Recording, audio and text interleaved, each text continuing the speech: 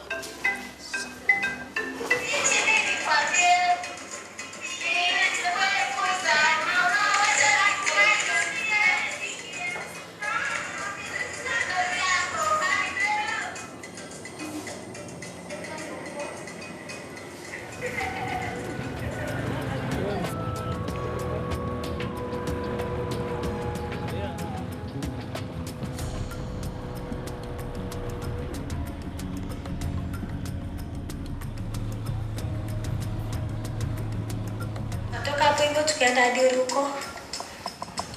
Fika Ruko tukashuka, after kushuka tukatembea, tukaenda hadi tukafika penye kuna kinyesi ya giraffe. Tukapanda cliff, lakini hiyo cliff ilikuwa ngumu sana, lakini tulisucceed. Tukaona giraffe kwa mbali kiasi, lakini tukawakaribia, lakini hawakutungoja tuwakaribia sana, walitoka wakaenda.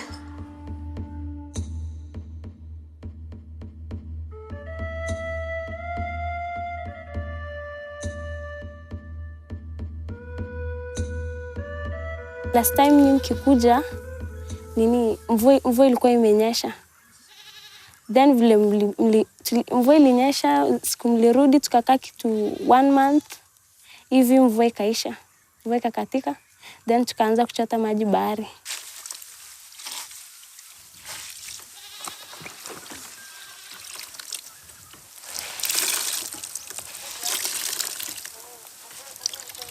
During the dry season, where do you think the wild animals get their water? During the dry season, wild animals get water from Lake Baringo. Correct. Clap for her.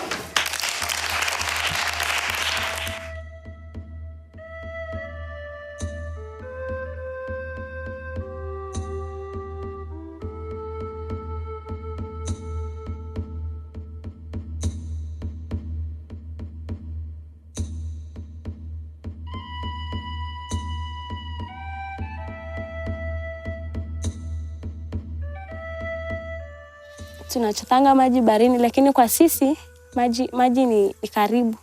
Lakini kwa wale huko juu, mvua ikikatika, then hizo dams maji naisha, mbuzi wanakunywa, ng'ombe, sema tu wanyama ya kuchota nyumbani.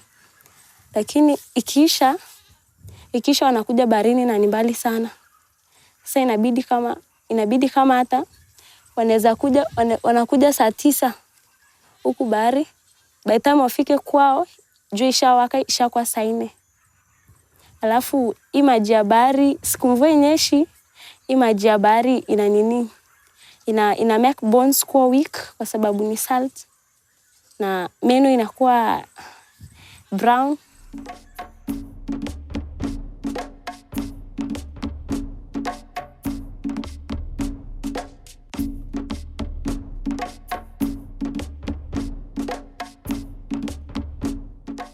Kama venye tunaenda sabarini, venye tunatoka shule unaenda maji mpaka saa 12, ukuje ufunge mbuzi, tengeneza chakula. Sasa unaona hapo itakuwa giza, Tafika saa kulala umelala hujasoma. Asubuhi tena unaamka mapema, uende baharini, fika saa 3 umechelewa shule, unaenda huko sasa. Na affect masomo. Tunaweza saidika kwa serikali kutumane water tank lete uje tusaidie maji. Alafu hata mimi wakati nikirudi jioni napata tu mzazi mama ameshachota maji, ametega maji, ameweka kwa nyumba, napata nafasi ya kusoma. Asubuhi hata mzazi anaweza niambia nitatega maji uende shule. Sasa inatusaidia sasa hivyo. Hii tunatoa baharini si safi, lakini tunachemsha alafu tunaweka ikuwe moto. Tunaweka ikuwe baridi kwa juu. Alafu asubuhi tunatoa tunaweka kwa jerrycan.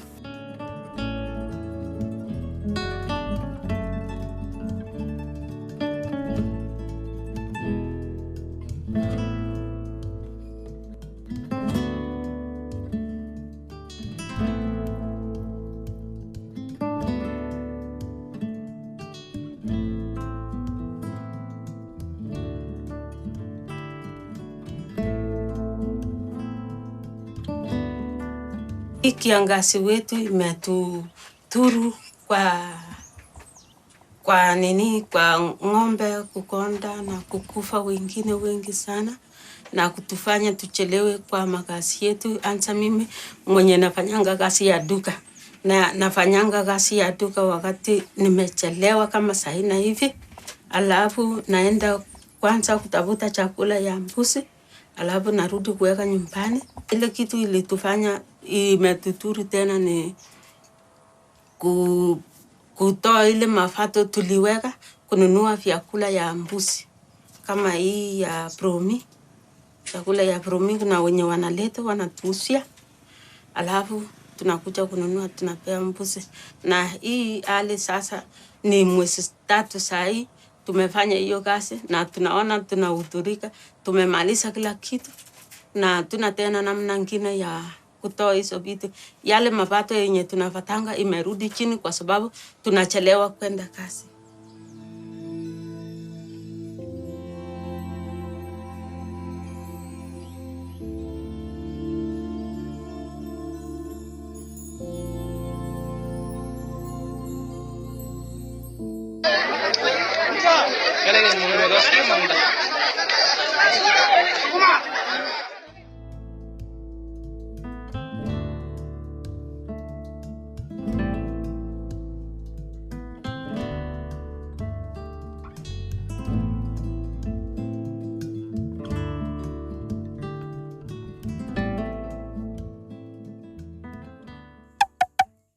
Sasa ndovu sasa nasikia ni mti yangu.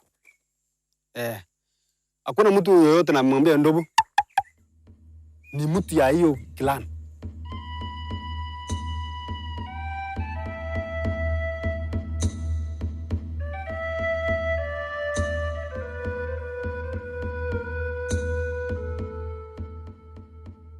Babu yangu naeleza mimi.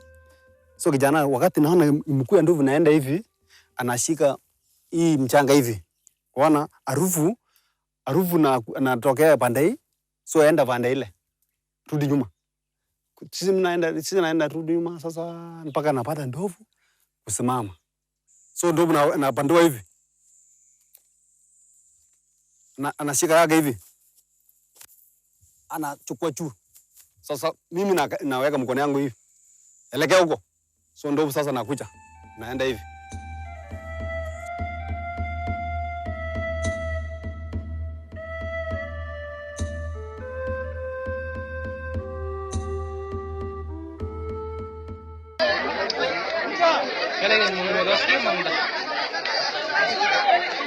Niliposikia kuna ndovu amekwama, basi tukaenda na watu wengine.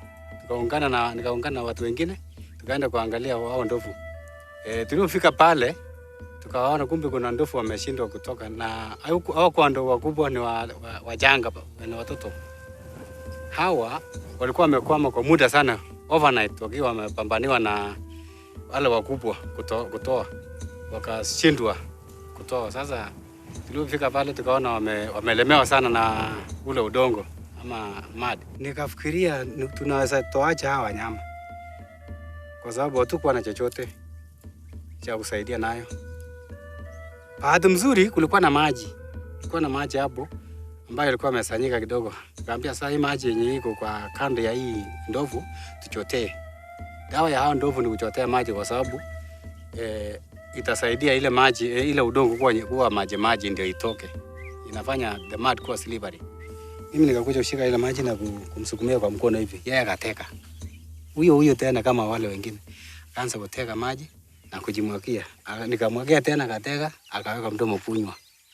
Sasa nikasema hii inaashiria kwamba joto imebidi au na kiu na amesikia joto kwa mwili sana. Sasa nataka amwagie maji. Nikakimbia nyumbani kutoa 20 liters jerrycan, tukakuja kata into halves, alafu tunatumia sasa kuchotea maji. Wakati huo tukipiga simu Katablias Kabarnet walete reinforcement ya kuja kusaidiana na wao kwa sababu wao walikuwa wakubwa sasa. Hapo tukamwagia maji. Hawa pia wakakuja na watabuza. Hiyo sasa ndio ilitusaidia kwa sababu tungeweza kwa nguvu yetu wenyewe. Tukakuja funga kwa kamba baada ya kumwagia maji kabisa ya hii watabuza. Tukamwagia maji mpaka kila mahali na kwa chemi. Ndio wakatoa na ile mafuta na gari.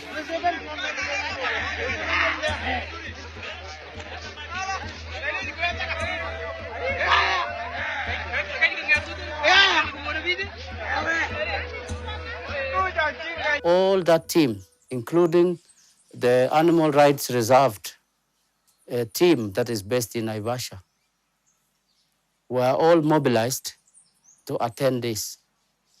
But little did we know that the community had taken such a commendable job.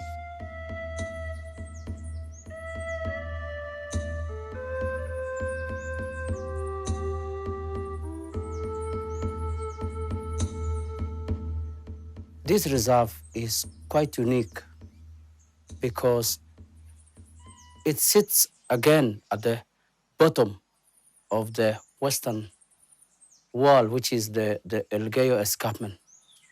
This is a very rich escarpment that sends its waters to the Kerio.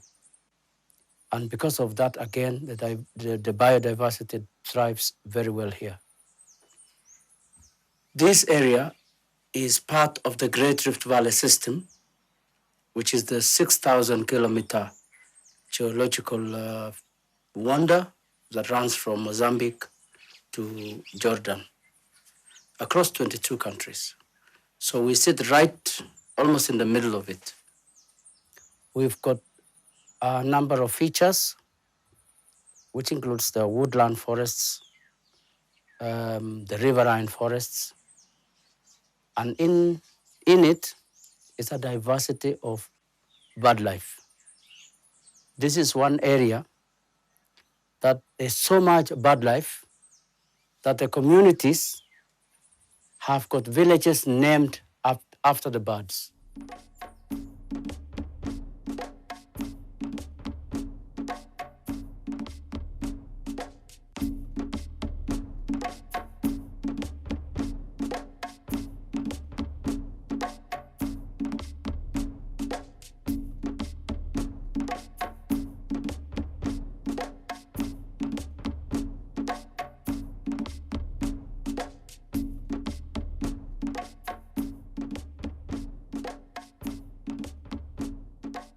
When we thought of having the conservancy in the year 2007, one of the biggest challenges was we didn't have wildlife.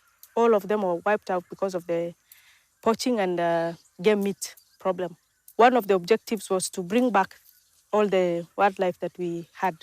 So they were brought in February from Soisambu. It was a 4-hour drive by road to Kambia Samaki. And then from Kambia Samaki, it was the biggest challenge now, bringing them across the lake because the lake had already swollen up. And sometimes you'll have like the leopards feeding on predating on the shots. Another issue is we have the rock pythons and the crocodiles, who mostly are along the lake shore. So when you have the herd coming to drink water, obviously they'll be predated on. 2 of them are pregnant, One is here, one is still on the other side. And we were really fearing because we knew that one of them will be due by this June. But because of the severe drought, we were fearing that maybe they might have premature births. And that was very detrimental to us because we really want to have them multiply. That is our objective here.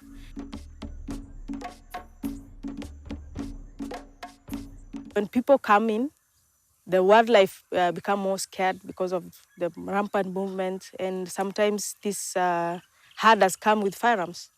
So they'll tend to shoot them for food.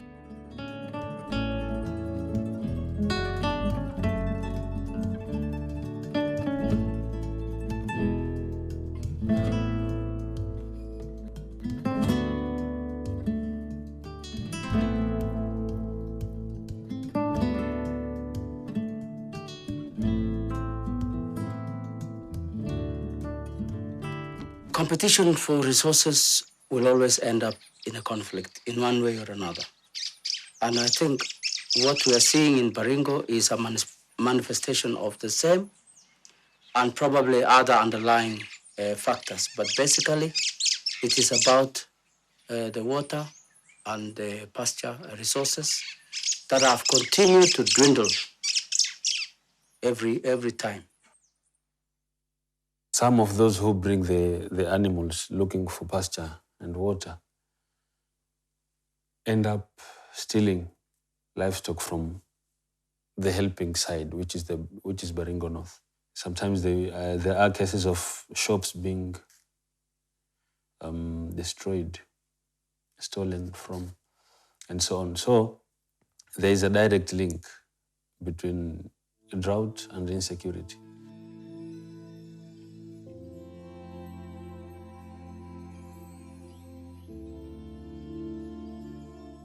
If the community can, for example, provide the peaceful environment, for example, when there's no fighting, the communities can freely walk, mingle within the neighborhood, because now we have two communities. For example, in Ruko, we have the Gems and we have Pokot, and on the other side of the lake, we have the Tugens. If this community can coexist peacefully, that means the business will be able to thrive well.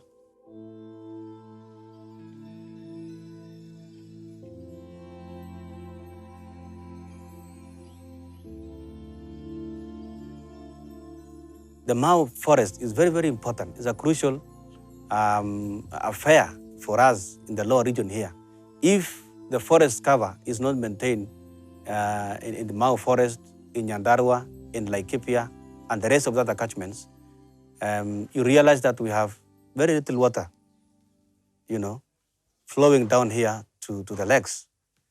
Some years back, people used to set aside, like in some hilly areas whereby they kind of close that area so that no one grazes in those places. They only graze where they easily access.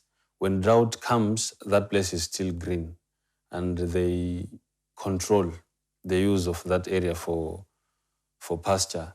And they also have set aside some water catchment areas so that the animals can survive even during drought. So people, all the actors need to rethink on how to respond to such situations. They need to do it prior. They need to prepare prior. The issue of Izo dams, the temporary rivers to be tapped from the source, that needs to be taken very seriously, because when you pass through these temporary rivers, they are very, very huge. Like some can go up to 100 meters wide.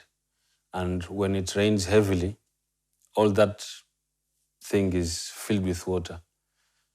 Hata kuna story kuwa they can even wash away vehicles, even lorries. Lorries have been washed away by the temporary rivers. That shows the amount of water that passes through, and it's wasted. The use of water in an efficient manner. For instance, if we have irrigation schemes, we would want to employ efficient technologies like drip irrigation.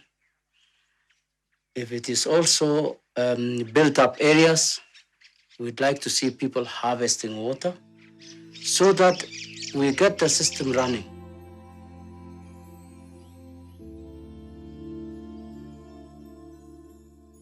Au viongozi wetu kama MCA na mbunge wetu, na kwa sababu hawa ndio na deal na projects ya county. Sasa angelete hiyo maji ifike huko Tangi, alafu sisi wenyewe tujinunulie pipe ile kidogo yenye inakuja mpaka nyumbani, ingekuwa rahisi. This is actually a worsening situation every year. That it's now a matter of real grave concern.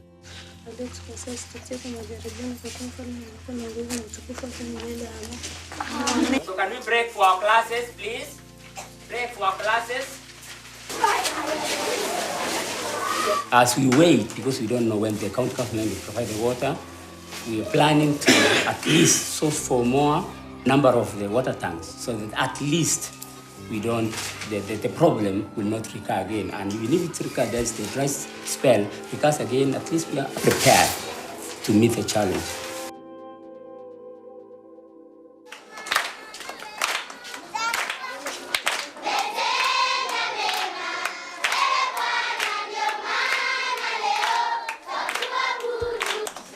Clap for everybody.